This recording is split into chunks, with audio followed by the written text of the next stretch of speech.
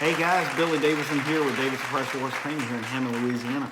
We hope all you are having a great weekend. As we are here in Hammond. Last night we had some tremendous weather move through, and I think it was pretty astonishing how bad the weather got overnight.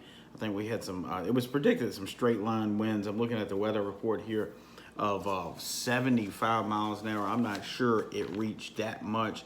I'm on a third story, so it got pretty rough. I could feel the windows wanting to budge a little bit, and I walked out on a balcony. Actually, those doors that you see behind me is a third story balcony. So I spent a little time out there. It's all protected, and it was actually kind of nice. Sit out there. It was dark. The wind was blowing, but I came on back inside. I was afraid something might fly up here and hit me. So we had some bad weather. So that being said, we took off last night of work and today too. So we didn't know how long the weather was going to last or what the severity of it was going to be. So we took off today. So today's Saturday, January 11th, 2020. We got some things planned tonight. That's with family and friends, that sort of thing. So, sometimes you just got to get away and refresh and reboot the old brain. And we stay busy pretty much all year round. Sometimes we run daytime crew and nighttime crew, and that's what we have been doing for the past week or so. And over a period of days and weeks, that'll kind of run you down a little bit, keeping up with everything. So tonight we just on a personal note, we going out eating some seafood and live band, that sort of thing. So I'm really looking forward to that with a bunch of friends and family. And in addition, tomorrow we'll be back at pressure washing, and let's see what I got lined up for tomorrow. I got my entire schedule for the next few weeks right here. We are actually booked up well into to late February, and actually I got a job already on the books for March the 3rd. So anyway, tomorrow we'll be washing a large commercial building. I'm going to shoot some video on it. It is a lot of it's stucco and brick, so we're going to be soft washing this building. But there are some spots on the building that I know already I'm just going to require a little bit of pressure to clean. And we're going to be cleaning also tomorrow about 70,000 square feet of concrete. So hopefully we can get the building done and the concrete. That being said, it's going to be an 8 to 10 hour shift with all hands on board. We'll be running both large power washers and a soft wash pump in that video too. You'll probably hopefully I can get a video of everything. And sometimes I get so tied up on a job, it's kind of hard to shoot everything, especially if my clients are around. So we don't usually shoot footage, with the customer there at the premises, even if we're on residential or commercial. So that's what we have in store tomorrow. What I want to talk about today is in this little pressure wash talk. I get a lot of questions about bleach and of course, sodium hypochlorite percentages and things like that. So just off camera here, I have a couple things I want to show you as I try to describe to you about sodium hypochlorite and the mixtures that we use and the methods that we use when applying to a structure. So we're about to get into that. So one of the questions I got was what are different ways applying bleach to a structure? And I chuckle about it. I mean, you could, in all honesty, put it on a bucket and splash it on the house. That's not going to be all that fun doing that. Or you could take a brush, and apply it to a house. I actually seen people do that. Put it in a 5-gallon bucket, mix up their solution, and brush the heck out of a house. Of course, that stuff drips all in your face and down your armpit, and you're not going to have a fun day. In addition, you could do it with a pump-up sprayer.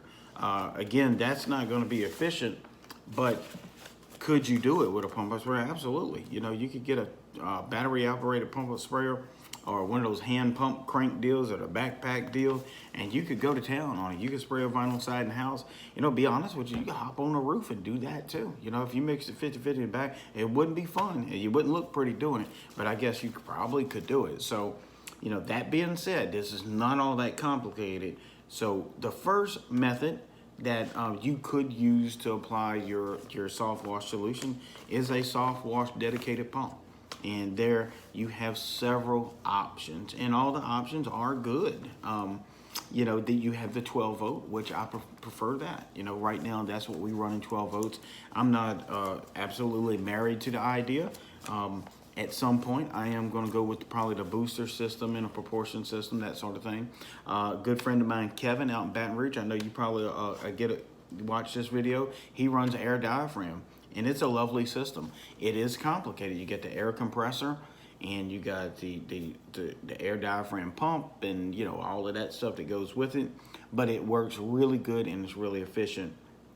Now, with the 12 volt system, obviously you got to have 12 volts to push it. You know, a battery, a charged up battery, car battery, deep cycle car battery will run that 12 volt pump probably for 7 or 8 hours with no problem. Obviously you can charge it on the fly. You can charge it with some jumper cables if you got to. You can hook it up to just a wall outlet with a battery charger, and they got the solar power battery charge as well. That's kind of like a trickle charge, but over a course of day, it's going to add some, you know, some voltage and some amps back to that battery. But generally speaking, if you're running a 12 volt soft wash pump, I actually did a test on it. I dropped about 40% on my battery capacity over a 5-hour period, and that wasn't continuous use, but it was almost continual use. So over that 5-hour period, I probably actually ran the soft wash pump for a good 4.5 hours, and it dropped my battery about 40%. And so I could have still went another 4 hours, you know, without any charging it. Now, if that battery would have went complete dead, I could have had one of the guys pull up next to me with his other vehicle and jump the battery off, and just hook the battery up with some jumper cables and let it rip like that and finish our work. Or have a second battery, or you can have one of those stealth charging systems in your vehicle, or a power converter. There's all kind of ways you can charge that 12 volt battery while on the job. The most efficient way is to charge it at the shop or in the garage with a battery charger the night before. So 12 volt systems work really good. You can batch mix off of them, and you can run the proportion system off of that. Again, getting back to the air diaphragm system, you don't need any power. You got all your power, which of course is an air compressor, which is a gasoline powered air compressor. Just put fuel in that. Those air compressors are not cheap. To run an air diaphragm pump, you're going to probably need an air compressor that's going to cost anywhere between $1,000 and $1,500. I've seen people use air compressors as high as $2,500. It's called the CFM air diaphragm, whether you run a 1/2 inch, 3/4 inch.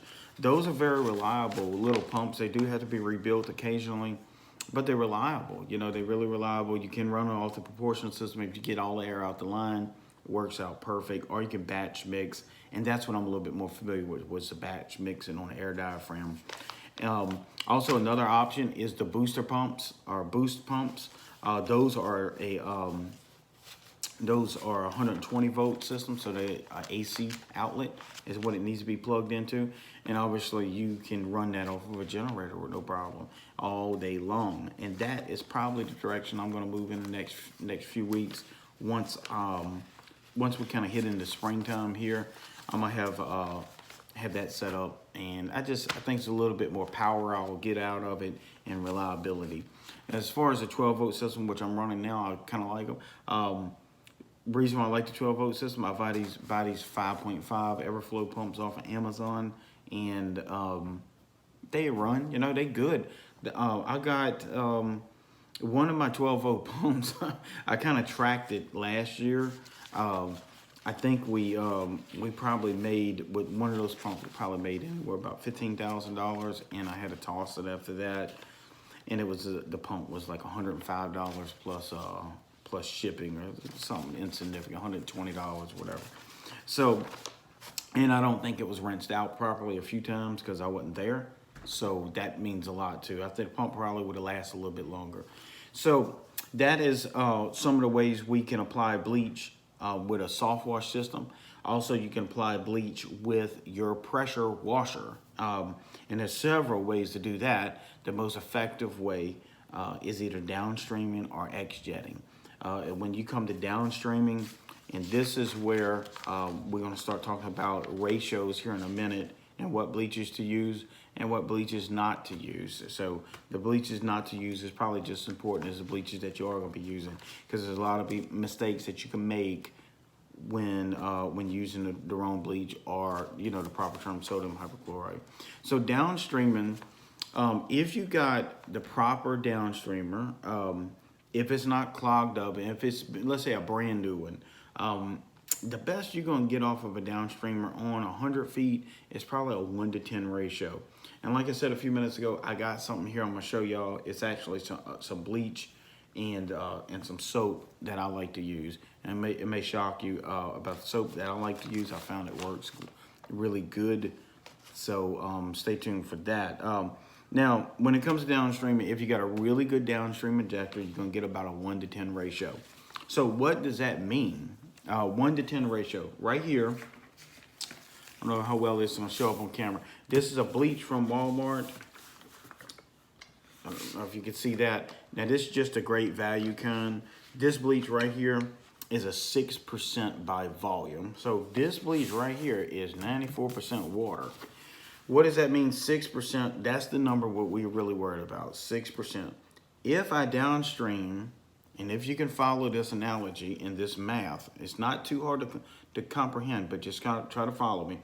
If I'm downstreaming with this 6% on a 1-to-10 ratio, if we did the math, we're going to get 0.6 on 1/10 of this on the wall. Now, this is going to be cut by 10%, 1-to-10 ratio. Downstream draws at 1, and that's on a good day. If you put, if you're climbing, if you're on a ladder or you elevate it, then you're going to draw a little bit less out your downstream injector. If you got 150 feet of hose or 200 feet, you're going to draw less than 1-to-10 ratio. So this is 6%, 1-to-10 ratio. Let's just call it a 0.5% just for good measure. And then what I like to use is some soap with it, so it'll help stick it to the wall. Now, will this get the job done, this 6%? Yes, it will get it done.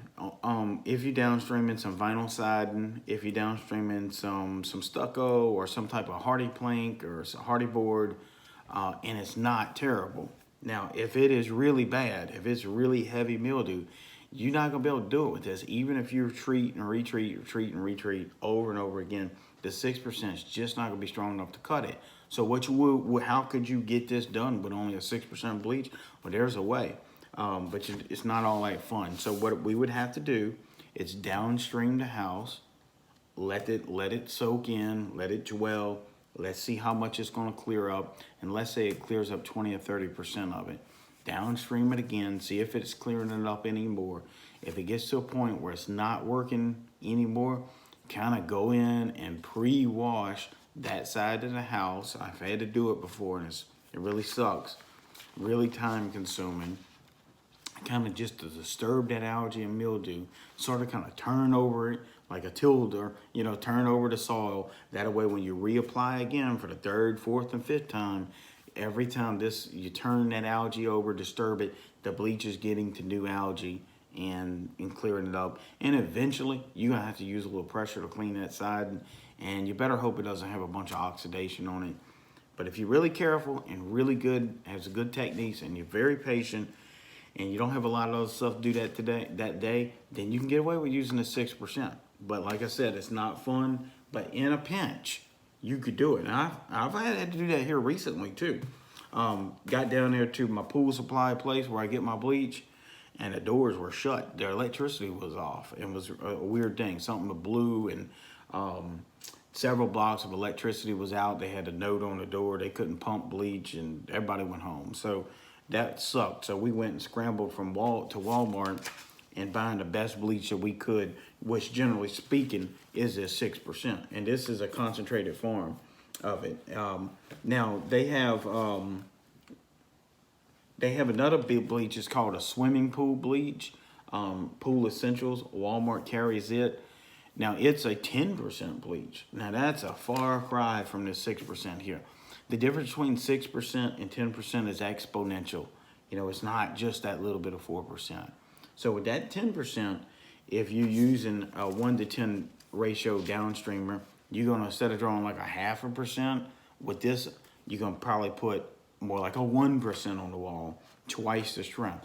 Now we actually cooking with something there, you know, so you spray it on there, let it cook for a little while, and you'll see it starts to do pretty well. And that Pool Essential bleach actually, I think, is calcium free, which means it's fast acting. So you don't have to let it dwell long, and you know pretty much within 5 minutes it's gonna reach its level of cleanliness, and then you can reapply after that. Now, that 10% pool bleach, you can do a roof with it. You can do vinyl side, and you can pre-treat with it. Now, and I like that bleach. I kind of like the way that bleach with the calcium works, because it works, I mean, without the calcium, it works a little quicker, so it's a little faster, but this is the downside of it.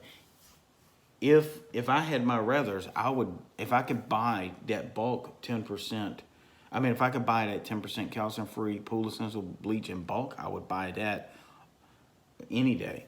But the problem is, you can't buy it in bulk, and per gallon, it's at least $4 a gallon plus tax.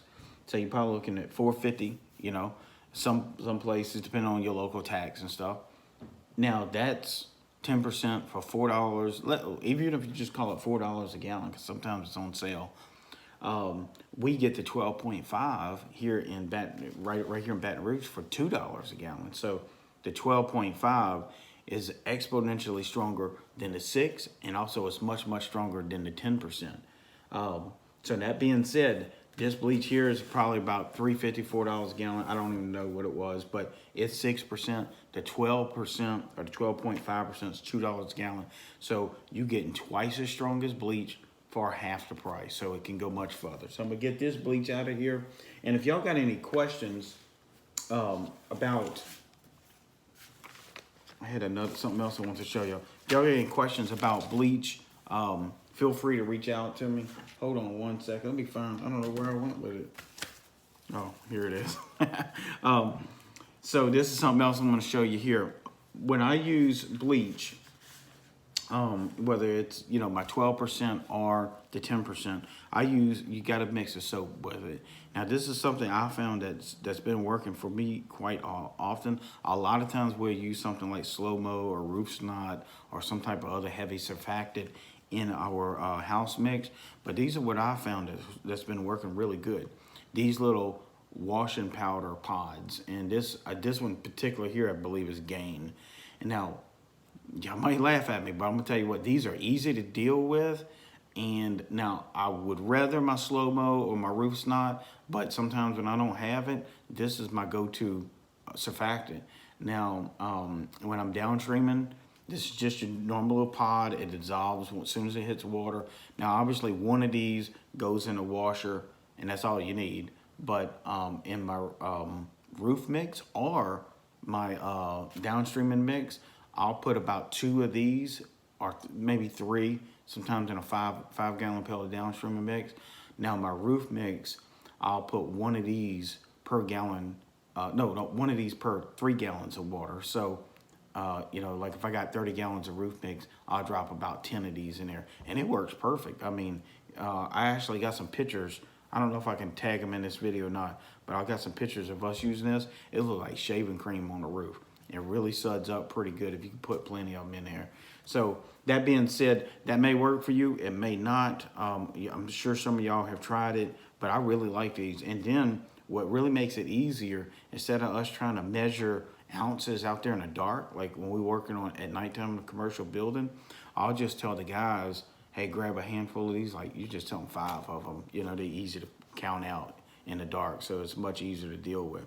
And we'll throw them in our mix, and they pretty much, the bleach and water and all that dissolves this little membrane really quick, and then you know, it's good to go. You stir it up and then downstream it, or you can use it as X-jetting as well. And so that's what we're about to talk about, X-jetting next. So just to recap, our downstreaming mix, 1 to 10 ratio downstreamer nozzle will draw. If you're doing this 6% bleach when you're downstreaming, obviously you're gonna have to use it strong, 100%. If you're using the 10% downstreaming, Since it's so fast acting, I'll use it about 4 to 1. So I'll put about 4 gallons of that and 1 gallon of water in a 5 gallon pail and downstream with that. So it kind of goes a little bit further, and then a few of these, 3 or 4 of these, and then I'm good to go. So if I'm X-jetting, this is really important about X-jetting. If you have not X-jetted, it can be a little complicated. The X-jet, I take out all those little proportional valves out of my X-jetting hose, and my X-jetter at that point, after testing it, I have drawn about 3 to 1, sometimes a little bit stronger. And I don't know what the difference was, but I think it had to do something with the throttle on the engine that day, because I think we had to throttled it back just a little bit to about 70 or 80% power on my throttle, and it still threw my X-jet solution up about 3.5 stories. So that was still good enough. But it seemed like when I throttled it back, I got about a good 3 to 1 ratio out of that X-jet. So again, what does that mean as far as ratios? This 6% at 3 to 1, you would, if you mix this and maybe two or 3 gallons of water, you're going to be throwing about 1.5–2% on the wall with the X-jet, and that's just using this Walmart 6% bleach, and it's really good. That right there will clean almost anything. So 1.5–2%, even at this stuff with a couple of these little Tide Pods in there, or Game Pods, whatever you call them, it'll clean the hell out of a wall, stucco, vinyl side, and that sort of thing. You could do a little pre-treating on concrete with it, especially if you're around at 2%. It's kind of effective, and you can do that with the X-Jet. Just blow it on over the X-Jet, let it sit 15–20 minutes before you go back and wash it. Now, and that's using a 6%. Now, if you wanted to use this straight, let's say you took this cap off, and I've done this before. Let's say I had a really hot spot on a peak somewhere, and I didn't want to do a whole big batch mix and all that. So let's say you take this, I think this is a new bleach. It's never been opened, so hope not anyway. Yep, so this has never been opened. What I've done before is take my X-Jet nozzle, knowing that it's 3 to 1, or sometimes some people say they get 40% out of it. I'll take this little thing off, squeeze this down in that hole, put my cap back on there, shake it up real good, then take the cap back off, slap my X-Jet hose in it, and I can pretty much hold that with one hand, have my X-Jet on my wand, and then aim, shoot, and fire. You know what I'm saying? And now what happened, it's going to draw this gallon out really quick, but man, sometimes that prevents us from bringing out the 30-foot ladder, and the 32-foot ladder and all that junk, and it'll take care of some heavy mildew drawing it straight out of this 6% this bleach bottle. Now, obviously, what that would mean, you'd be throwing, I would say probably a good solid 2%, especially if you're holding it up off the ground and it's not drawing it from the ground level, because at that point, you got something called coefficient drag happening. So the higher you hold this up, or if you got another guy there with you, he can hold this bleach jug up high as you holding the wand up higher. And if you set it, I know the things about the hose is about 15 feet long, but if you set this on the ground, then that X-Jet has to draw against the gravity, the force of gravity, has to draw this bleach solution up that 15 feet of hose, and then it gets introduced into the jet stream, and then at that point onto the wall.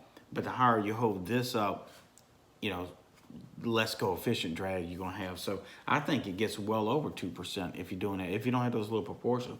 Now let's say this was 10%, because you can get the Pool Essentials bleach at 10%.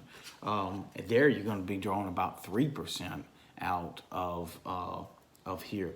You starting to get in a range of being able to clean a roof with an X-Jet at that point. That's with a 10% bleach solution. And matter of fact, I have done it before, but I had to retreat and over a couple, 2 or 3 times. That was like when we didn't have the soft wash pump on the job site, and then they had a couple streaks on the roof, and the lady was like, hey, can y'all clean this off? I'm like, sure, a couple $100 more, and we'll just send somebody, go grab the X-Jet and then shoot it. And of course, you got to do it 3 or 4 times, but it would clear it up. Now, that's with a 10% bleach. If you got a 12% bleach, you're going to probably pull about 4%. And now you're really starting to get in the range of being able to clean some shingles, metal roofs with an X-Jet. Now you're going to be careful. That 4% would just burn the heck out of any plants and kill trees. It's like worse than Roundup. I mean, it'll melt paint off the wall sometimes when you're putting 4 or 5% on there. So be careful with that. Now also you can dial that back. Let's say if you had 12% in this jug, and it would be okay, to have a few empty jugs around and funnel over some 12% in it if you had a streak or two to hit with the X-Jet. That way it's more mobile and you're not drawing it off the ground like we were just talking about against the force of gravity. So keep that in mind. And of course that's 12%. So if you're using funnels and stuff, man, make sure you don't splash that stuff on you or people around you or your face and all that stuff. You end up getting some some chemical burns basically. So that being said, that X-Jet is a very powerful tool. I tell guys all the time, it's worth its weight in gold. And if you're looking for an X-Jet, get in touch with me. I can definitely help you out with that. I do make a little bit money off of it, off my Amazon store. It ain't much. It's maybe I might make $8 off of it, but whatever. It doesn't matter if you get it from me or not. But if you need some help with setting up the ratios on it, if this seems a little complicated, and sometimes it's hard to explain all this stuff, but I can definitely help you out. Now, also when you X-jetting, that's another way of throwing bleach on the wall. Like we talked about downstreaming, we talked about soft wash pumps and stuff like that. When you're doing your X-jetting, you don't want to put anything more than 2% on the wall. And I'm very adamant about sometimes not even using 2%. I always try to use the minimum amount required. And there's times I've started out with a 1% and it wasn't quite enough. So I bump it up to a 1.5%. If it still ain't getting it, I go ahead and put it at 2%. But I cap off at 2% usually on walls and siding and stuff like that. And when you are using 2%, you must pre-wet the plants. Even at 2% will stunt the growth of a lot of plants, kill some of them. So you got to pre-wet and then post-wet after that.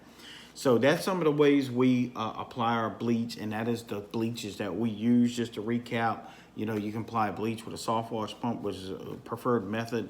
Also, you can downstream, you can X-jet, or if you really want to go caveman on it, you can splash it on here with a bucket or a pump out sprayer.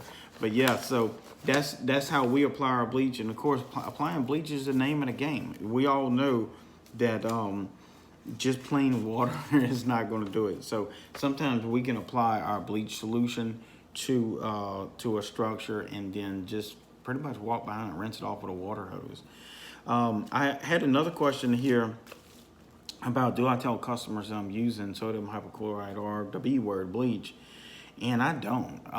And it's not because I'm trying to hide it from them or anything. For one thing, they just hardly ever ask. They don't really ask what we're using. I've had them walk out and smelt it, and they would be like, hey, yo, using bleach? And yes, sir, absolutely. I did have one customer that said that she didn't allow bleach to use on her house, so I declined to service her home. And it was just that simple. I told her we would, respectfully decline, and, that wasn't what we wanted to do. So, always don't let your customers yank you around. And look, I'm the first one to say I love every one of my customers. Over the years, I've made friends with them. I've been to their weddings. I've been to their graduations. Over the years, you just make friends with a lot of these people. And I've been doing this so long. I've lost customers to old age, and things like that. So over the years, I make friends with them, get to know them, their children, the pets, and all of that. See some of their kids grown up and get on out the house and all that. And it's pretty amazing. But you have to maintain the authority on that job site because you are the professional. They have called you and hired you to clean their home or the building or whatever it is that you're cleaning. And you have to be the professional. And you can't just let them dictate what you're going to use. If I go... and I've heard this being said before, but it's very true. If I go to a mechanic and ask them to, change the spark plugs in my truck, and I see them pull out, let's say, Snap-on tools, and I throw a fit, and I run over there and said, no, I want you to use Craftsman or whatever brand you want to name. You know, the kind of guy's going to look at you like you're crazy or something. So this bleach that I'm using to clean these houses and structure buildings and stuff, this is my tool. You know, this is my toolbox. This and my soap, my surfactant. That's basically the tools and in my toolbox. So I'm pretty straightforward with them. You know, I try to be as nice as possible, but I let them know that in the hands of a professional, this sodium hypochlorite is not dangerous. And if there's a mistake that was made on a job site by myself or any of my employees, that it will be corrected and will be rectified, you know. So just make sure you have that confidence and know enough about sodium hypochlorite to tell them some specific data about it, how it works, how it doesn't work, how it's dangerous, how it isn't dangerous, and things of that sort. And, you know, if they have some problems with it, some reservations about it, just decline their job and move on. Because I have noticed a lot of times in the past when guys have called me and they went ahead and tried to do a job without bleach, usually the customer's not happy. They're going to either leave you some kind of crazy review or decline to pay you, and you got to fight for your money and all that stuff. So it's just not worth it.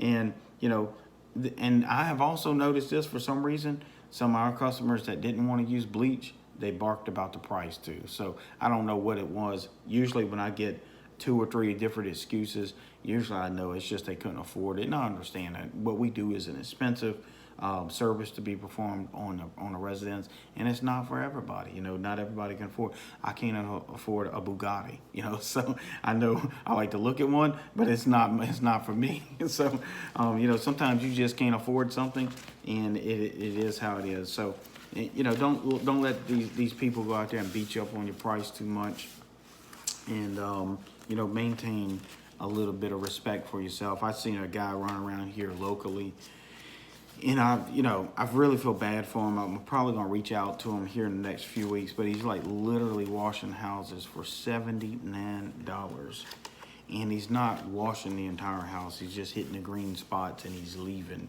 And sometimes that's all a customer wants, but I felt sorry for him. I seen the guy, he was in a local shopping center with his hood up, getting a jump off or something. So obviously, and he has a very older vehicle and that sort of thing. But I might reach out to him and say, man, look, you're gonna have to up your prices or you're not gonna last long. So, but anyway, I'm gonna hop off here. Like I said, we're going out to dinner tonight. I'm really looking forward to that, meeting up with some friends and family. So that's gonna be really nice. And then stay tuned tomorrow. We're gonna shoot some video on this large commercial job. There's a few things out there I want to show y'all that I don't see very often.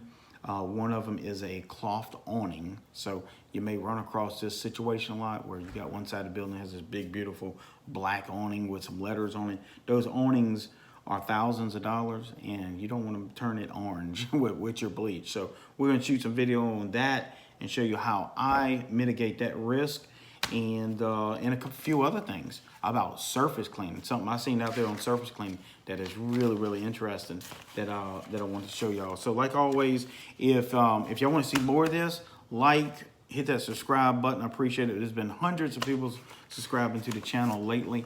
A lot of landscapers. I was just amazed about the landscapers subscribing. Some roofers, some shingle roof installers have subscribed to the channel as well. And of course, all my power washing people.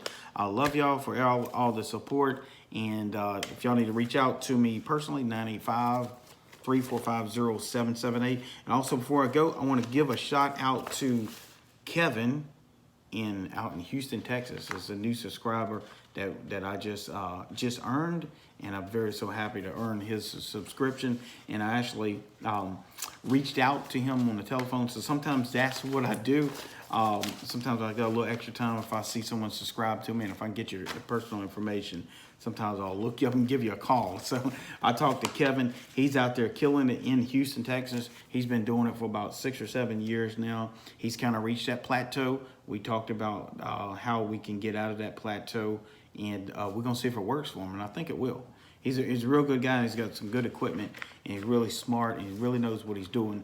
But in the marketing realm of it, he sort of kind of hit that brick wall and hit that plateau. So we talked several times on the phone, a bunch of texts back and forth, and I think I'm gonna actually have Kevin down probably sometimes over the next month or two, and meet up. Houston is about 4 hours from here. I think I'm gonna try to talk him into riding down here with his rig and kind of shadow us around for a day or two, and that may give him a new perspective on what we're doing here in Hammond, Louisiana. So again, my phone number is 985-345-0778.